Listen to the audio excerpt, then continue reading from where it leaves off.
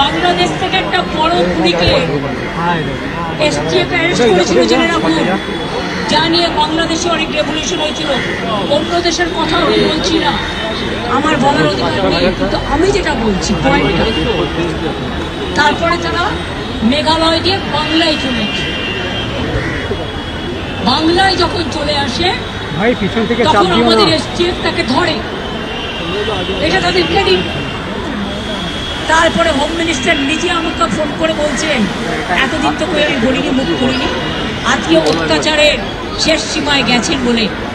কারণ এটা জানে, আমি এখনো নামটা বলছি না ভদ্রতা করে, বাংলাদেশের লোক উত্তাল হয়ে যাবে, আমি সেটা চাই না। আমি দেশকে ভালোবাসি, নামটা বলে দিয়ে দেশের সাথে কি বললেন